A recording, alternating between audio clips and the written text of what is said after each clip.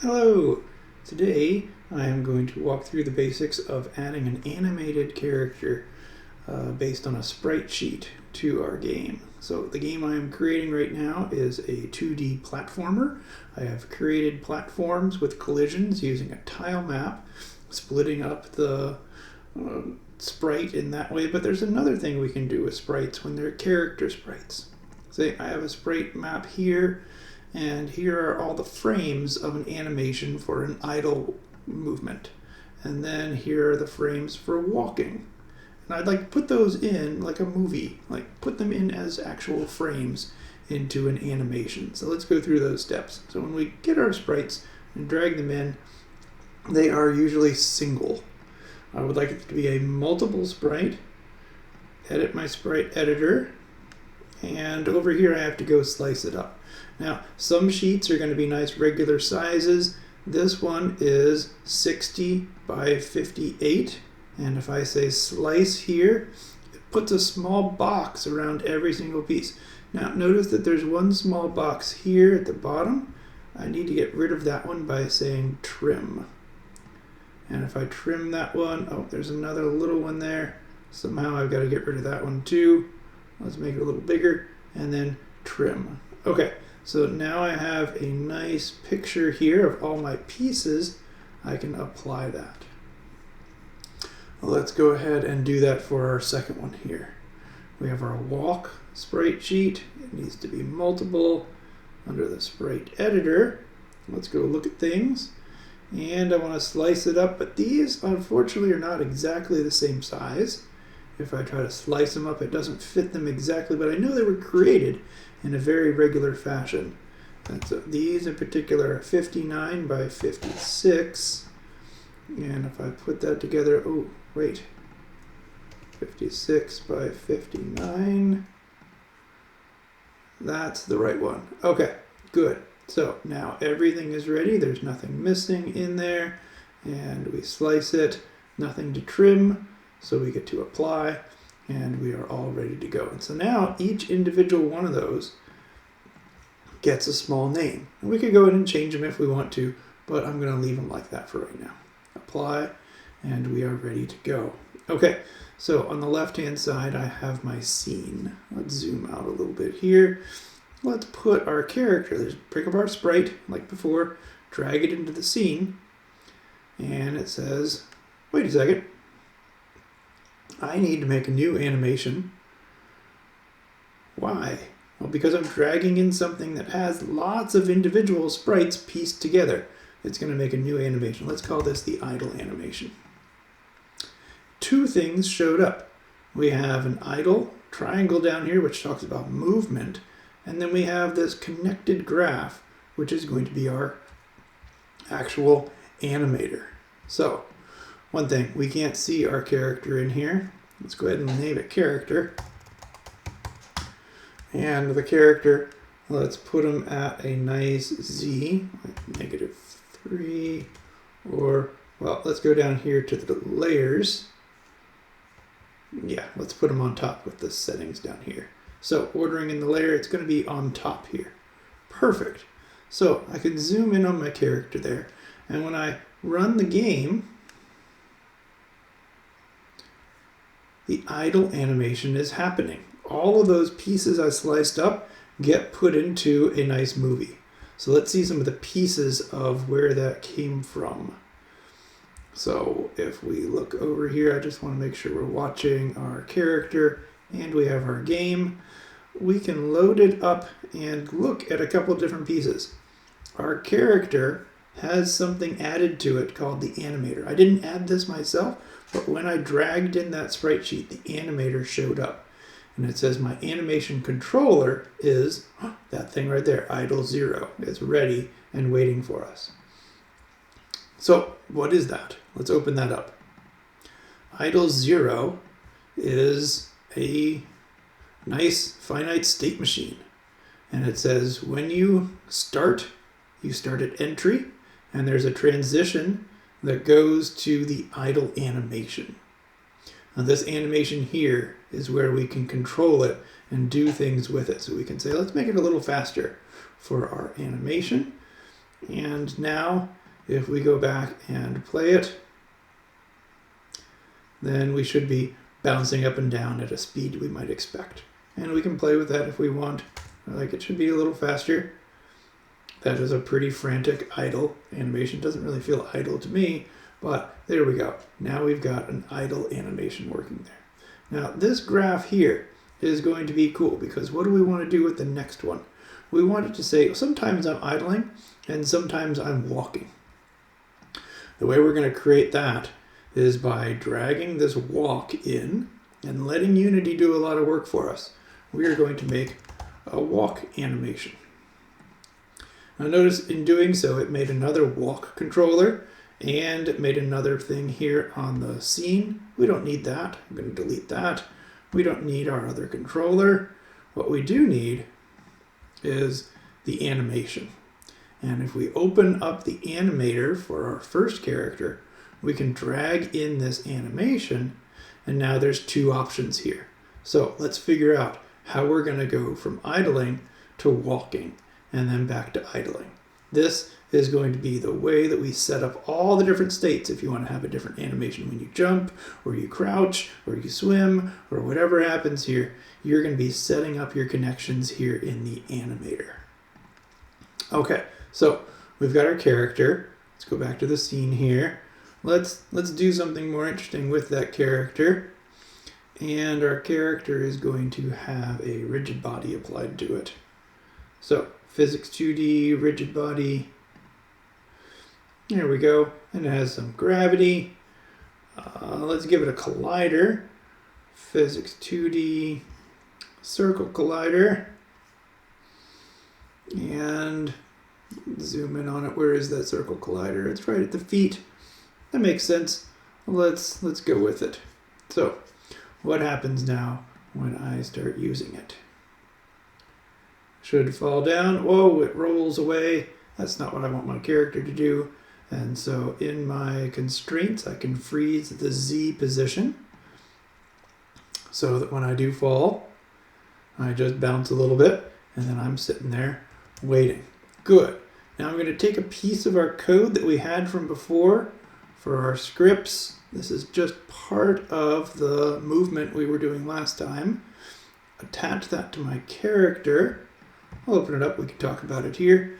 We have this horizontal, which is being grabbed from the input, and then it's being used to change the velocity left and right. This is going to be critical for talking to our animator. We have to set up a connection between everything. So let's see if the basics work. Can I move left and right? Yes. Yes, I can. My idle animation is still going.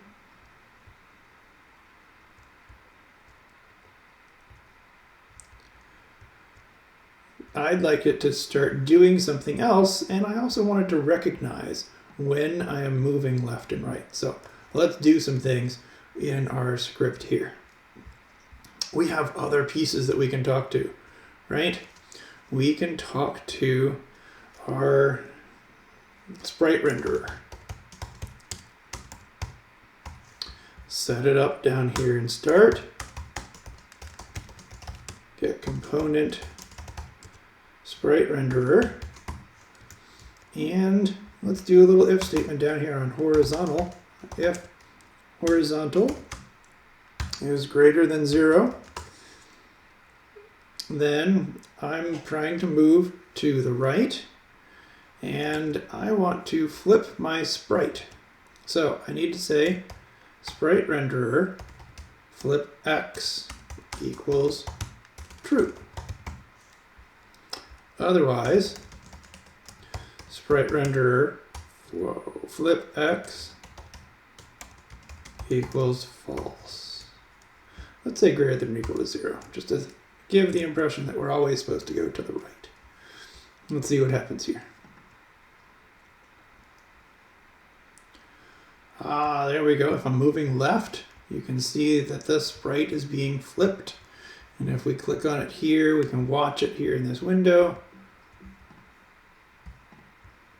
You can see that the flip X is checked or not and that's because of the script that we did. Okay, but it looks like we're always just idling. Let's get back to the animator. In the animator, we can have parameters because we want to know when should I go from idle to walk and when should I go back from walk to idle. So let's start to set up some, not layers, delete. I want to set up parameters. Here we go. So let's add a parameter here called horizontal, and it's going to be a floating point value. Horizontal is now available to the animator. I added in a field, and that can be used when I say I want to right click on a state, make a transition to another state. So when should I start walking? If I click on that transition, then I can see, does it have an exit time or not? We'll talk about that here in a little bit, but the conditions, when should I go there? I'm going to say I want to go there if horizontal is greater than 0.1.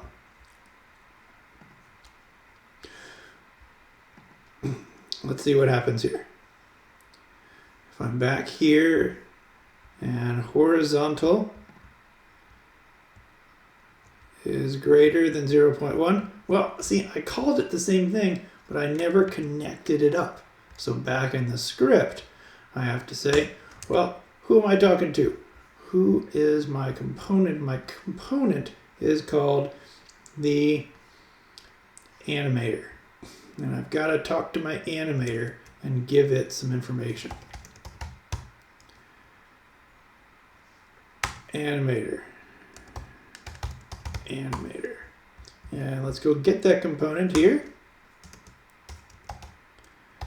Animator equals get component animator.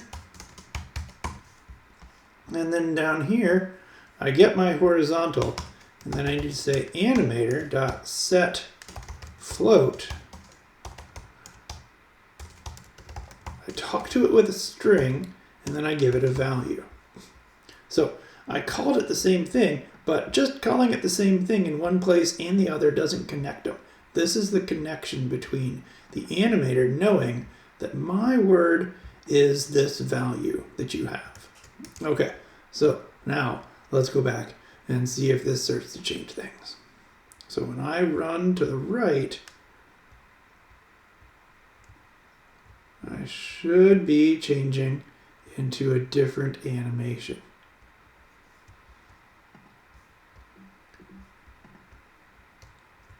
I don't see that happening here. So my animator should be the one that I'm talking to. I have my animator and I have my values here. It should be connected. Animator is my component and I should be able to talk to it with my value. And then my script here should be able to figure it out. Well, let's try just to finish it out here. Let's make another transition here. This one has a condition of horizontal being less than negative 0.1. Because if I want to do an OR, I have to connect them up. And then let's make one that goes back for my walk. And I'm going to look at my transition. And my transition, let's say if horizontal is less than 0.1, and if horizontal is greater than negative 0.1, then I want to go back. Okay. Horizontal is spelled right here. Horizontal is not spelled right here. Horizontal, and that's probably why it wasn't working. So let's try it again. If I say play, then I should be able to see it falling, and I want to watch this. Aha! See, it does change here. Horizontal is 1 or negative 1, and I can see my script here changing what's going on. Now, it's not instant. If I want to make it an instant transition, I have to go to these and say, you should really have no exit time if you want it to happen instantaneously. And that's what I want it to do. For both of my transitions in and my transition out, I would like it to happen instantaneously. I'm also noticing that walk is kind of slow. Let's speed up my walk animation. Okay. Make the game a little bigger here. We can really see what's happening. And this should be where we want to be today. We can go back and forth. I'm in my idle animation, and it's instantaneous. As I'm walking, I can see it jumping back and forth. I have my two animations going all the time in my animator window over there. I am moving back and forth between them as I control my character. Okay, so next video, I want to talk about jumping. And I want to see how we jump, and I'm going to throw something new in that we didn't talk about in class, which is how to make your platforms one-way platforms. That you land on the top, but you can jump through them from the bottom. This is not what we had in class, but I found some new things. I want to add that to our next video. Okay.